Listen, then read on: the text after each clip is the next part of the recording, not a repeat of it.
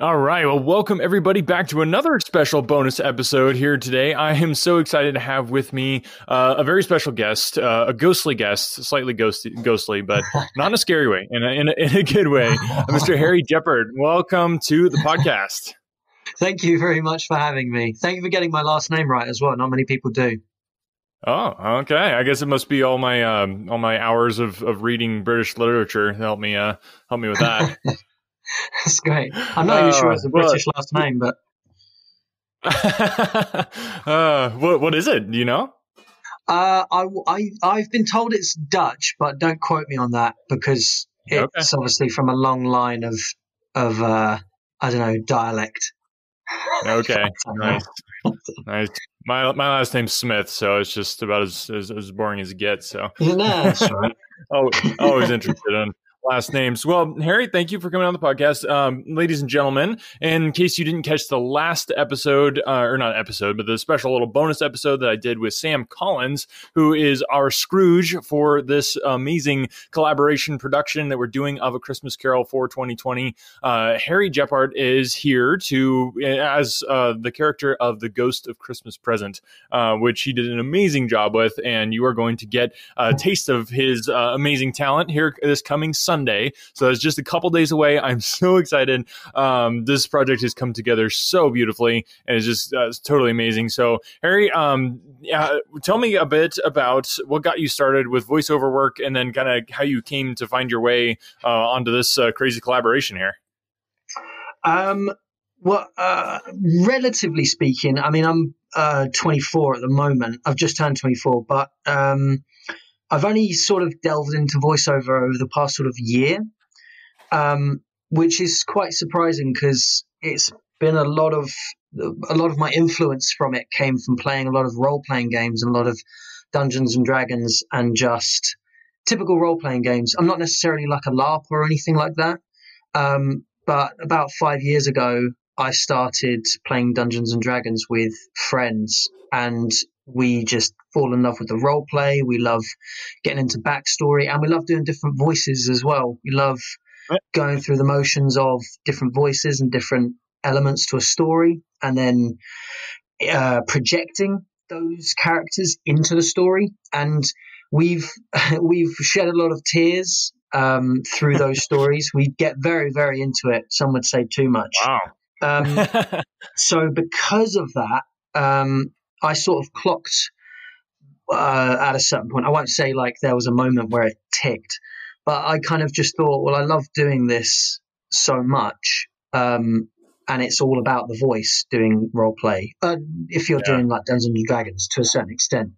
So I thought, well, I could sort of hopefully project that onto some sort of career along the lines and down the line. I won't say that like, bam, I've hit it like right now and I'm doing all this sort of like stuff. I'm trying to hit those kind of those stepping stones towards perhaps a career to it. Right. And then I think, I mean, I listened to your other podcast as well with Sam. It was really, really great. And I think it was very much a similar sort of, I was kind of just looking, and I think a lot of things that people can get wound up with or wound up into is you apply to loads and loads and loads of gigs. And it gets to a point where you don't give up hope, obviously. You're just kind of like, cool, I'll put this out, I'll put feelers out, but you don't expect 10 out of 10 to get back to you. You don't even expect like 99 out of them to come back to you. But then there's that one that does. And I think I sent you over one of my reels. I did a couple of audio like character reels about a year ago, and I think I sent you those. I think that's what you got, and then you must have thought they were good enough. They were definitely good enough. Yeah, I think that's about how it went. Yeah, and you're totally right with voiceover work. It is so hit and miss. It is not just like, oh, I applied for this and I got it. It's constant putting stuff out there, and dealing with that rejection can be tricky. for sure. But I'm very glad that you continued putting stuff out, because I think this connection was just perfect. Your voice for the Ghost of Christmas Present was perfect. Another question I wanted to ask about was just kind of your connection to A Christmas Carol. Is that a book you'd known about? Was it kind of new for you, or what's your experience with Dickens? Um, I remember I'm originally from Kent, and we had a place in Chatham, I think it was, which probably means absolutely nothing to you, like Sounds frame cool. of reference. But there's a place called Chatham, and they have a Dickens world there, and I actually worked there for a tiny bit. And what would happen was you would it's like a tour guide place, and it was set up like the town of London in A Christmas Carol in that world. And Oh, you would have these tour guides who would dress up as Dickens characters. yeah, Um, my friend, who was like a full-time worker there, would always dress up as Scrooge, and he would kind of be the yeah, character of Scrooge and just take you on a tour and give you facts, tell you a bit of history, and then obviously roll with the punches if some of those people who you took along with the tour kind of gave you questions, and sometimes they get like people trying to throw you off guard. And so yeah. I'd do a few events there where we'd all come up with these like Dickens world-esque characters and sort of portray them in like a murder mystery or just like a dinner party. So I've been a fair bit of a fan of Dickens, but in terms of A Christmas Carol, um, I mean, I've seen who hasn't seen the Muppets Christmas Carol? I mean, that's kind of like a massive Classic. staple. I think that's where my frame of reference kind of comes from. I did see the Jim Carrey one. I did see the fully animated one, but I think for a lot of people, when you see A Christmas Carol and then you see the Muppets Christmas Carol, you kind of don't go back. It's like that is, for me at least, that's a staple. But I mean, they just knock it out of the park with that one. But no, I really enjoy the story. It's kind of one of those that doesn't get old, and it's with a lot of, I guess, Christmas movies and pantomimes. It's that thing that when Christmas rolls around every year, you're still not sick of seeing or hearing about those stories, and you don't Yeah. go, oh, this again. You kind of go, oh, this is when we listen to this again, and everyone's just has this mutual agreement for that, which I think is really great. Yeah. It's tradition. It's just a beautiful Mm, tradition. Like, if you didn't have sparkly lights on Christmas time, like what you gotta yeah, have it. You gotta have it. like who So are yeah, you? this is Yeah. exactly. What are you doing? Yeah, I guess the Muppets definitely a high bar. Hopefully, with this Oh yeah. production, we've come somewhere near there. We'll see. Um, uh, but yeah, so with Christmas on that topic, do you Yeah. have a favorite Christmas memory? Just something that is sticks in your mind as a great thing that always, when people talk about Christmas, always comes to mind. Yeah. So when I think I must have been about 5. My dad probably knows it better than me. But when I was about 5, me and my family, we went to Lapland, which I think is in Greenland. I think I looked at it recently, and I think that's over in Greenland, isn't it? Something like that. Is that Greenland, or is it Sweden? I thought it It was might be Sweden. Sweden. Sorry, it might be Sweden. Someplace with Okay. loads and loads of snow. Um, but yeah, we're over in Lapland, which is kind of like, I guess, a Christmas purposeful like holiday place. Um, Yeah. and it was like inches and inches of snow. There was reindeer all about and all the kind of cliches. But the specific memory was, I think it was the final night we were there, and it was like Santa's going to come and give you all presents. And I was obviously 5. But I think even at 5, I was kind of like aware that there were loads of Santas because I'd always seen them, in the shopping center. Your Something uncle doesn't always add up came in. here. Yeah. Well, he gets around, but like he gets around fast. But you'd always have like your uncle who you'd know it was your uncle, and he came in the front room and like did that. So I kind of been like, cool. So this is that. But then we had a night where all the kids kind of sat round in this like campfire of a room, um, on this like fireside.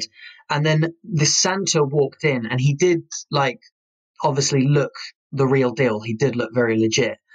But the Nice. thing that got me was that he was announcing like kids' names, and he was saying, "Oh, like I don't know, Lucy, can you come up here?" And he just like he didn't have a list or anything. He just knew all the kids' names. But then Whoa. there was another kid called Harry, who I'd made friends with, and my dad had said to me, "Right, you're Harry 1," and he said to the other Harry, "You're Harry 2." And he and the Santa, like, obviously this was all too real to me. The Santa had said, "Oh, Harry, it's your turn to come up and talk to me and get your present." And I started to go up, and he went, "Oh, sorry, I meant to say Harry 2." And my face, Whoa. just like my jaw dropped, because I was like, there is no way he knew that I was Harry 1 and like that Whoa. was Harry 2. And so, like, I was stunned. And because of that, I believed in Father Christmas for years and years and years after that. Because I was like, there's no way he knew that it was not supposed to be me coming up, and that he got it wrong, Harry. and he actually knew. So it was something else. And I think there's even a video of it. I remember seeing a video. I mean, this was back in 2000, 2001, so it's a very blurry video, but I do remember my dad having something. That's so cool. Nice. That is, yeah, I can imagine that's a pretty magical memory there. That's cool. Awesome. That's magical, isn't it?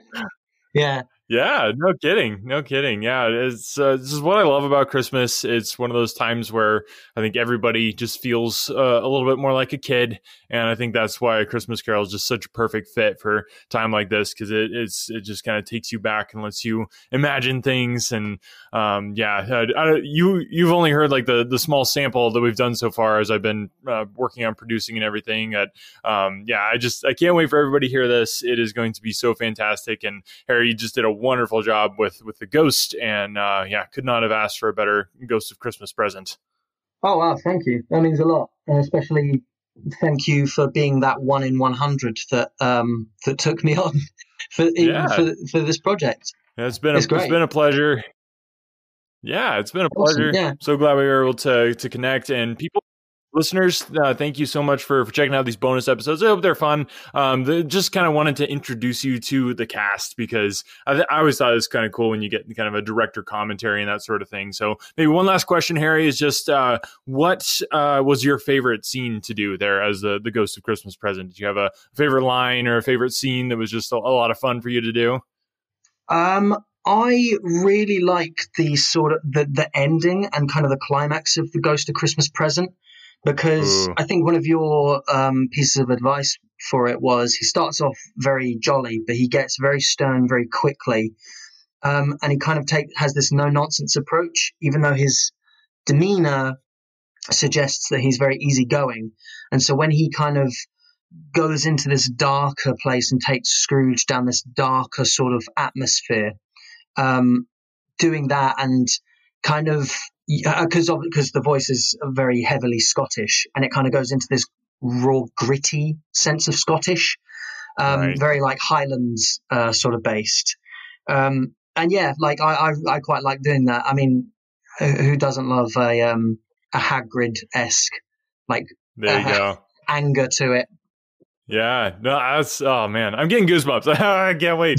This is so exciting. People, make sure to subscribe to the podcast if you're not subscribed already. The first episode of the Christmas Carol audio drama is coming out here this Sunday. We're taking a break from Sherlock. We've been doing the Hound of the Baskervilles, and we're taking a break from that. We're going to be doing this audio drama of A Christmas Carol. It's the first time we've ever done anything like this, and I'm pretty sure it's the coolest thing I've ever done. And I'm so honored and thankful for all the awesome folks like Harry coming on board and just volunteering their time. This is a complete labor of love, just type of thing, because we're doing this in support of Operation Christmas Child. So if you don't know what Operation Christmas Child is, go check out their website. And while you're there, leave a donation. And then you can just email anotherworldaudiobooks@gmail.com your receipt of the donation. And I will put you on the list to get you a copy of the full version of A Christmas Carol when we have it all ready to go. So thank you so much for listening, and we will catch you next time. Thanks again, Harry. And Merry Christmas, everybody. Thank you. Merry Christmas.